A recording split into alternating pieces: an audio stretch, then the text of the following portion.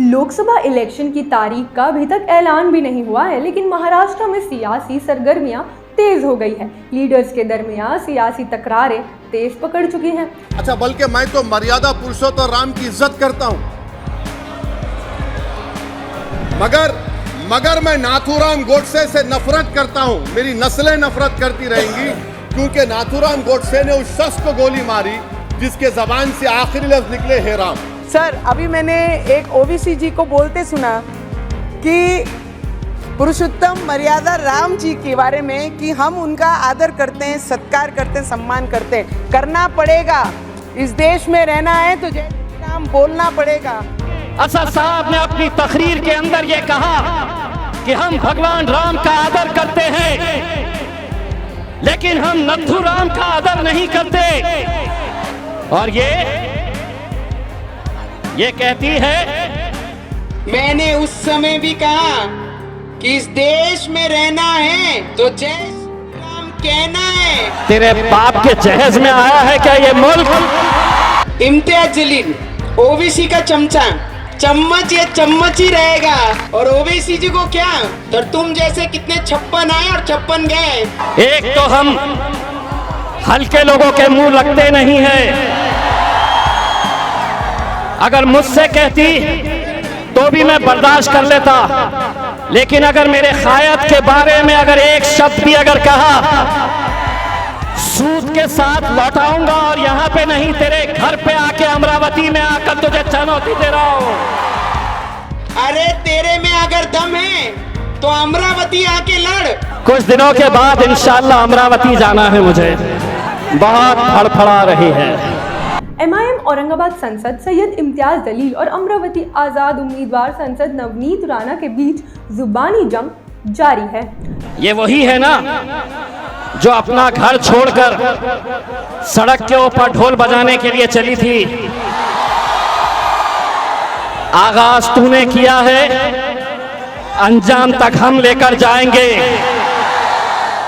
कुछ दिन पहले संसद में बैरिस्टर असदुद्दीन ओवैसी के भाषण के बाद कांग्रेस और राष्ट्रवादी कांग्रेस से समर्थन से आजाद उम्मीदवार के तौर पर बनी सांसद नवनीत राणा ने आपत्तिजनक भाषा का इस्तेमाल किया था और संसद जैसे लोकतंत्र के मंदिर में नवनीत राणा ने भारत में रहना होगा तो जय श्री राम कहना होगा जैसे भाषणों का इस्तेमाल किया और लोकतंत्र के मर्यादा को भुलाकर खुद को हिंदुओं का सबसे बड़ा सम्राट बनने की कोशिश की। लेकिन एमआईएम कहाँ चुप बैठने वाली थी। एमआईएम सांसद इम्तियाज जलील ने अमरावती के अकोला में एक जनसभा को संबोधित करते हुए पलटवार किया और कहा, नवनीत राणा के बाप के जहेज में आई है क्या ये मुल्क? हम हल्के लोगों के मुंह नहीं लगते। अगर वो मुझे कहती तो मैं मुंह नहीं लगता, लेकिन अगर मेरे कायद के बारे में अगर एक शब्द भी कहा तो सूद समेत लौटाऊंगा। ये चुनौती अमरावती में दे रहा हूँ। वो तो उसकी किस्मत थी कि आखिरी दिन था, मेरी फ्लाइट थी। मेरी फ्लाइट होने की वजह से मैं चला गया था और हमारे जाने के बाद उसने असद साहब से ये कहा, असद साहब का भाषण सुनिए, असद साहब की तकरीर सुनिए। असद साहब ने अपनी तकरीर के अंदर ये कहा कि हम भगवान राम का आदर करते हैं, लेकिन हम नथु राम का आदर नहीं करते।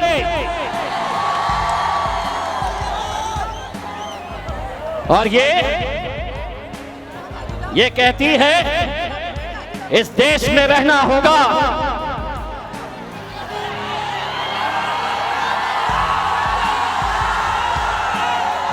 तेरे बाप के जहेज में आया है क्या ये मुल्क?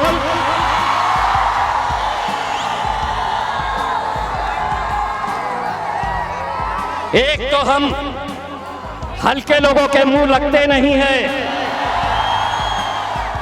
अगर मुझसे कहती तो भी मैं बर्दाश्त कर लेता, लेकिन अगर मेरे खायत के बारे में अगर एक शब्द भी अगर कहा तो मैं कांग्रेस या एनसीपी का वो गुलाम मुसलमान नेता नहीं हूं।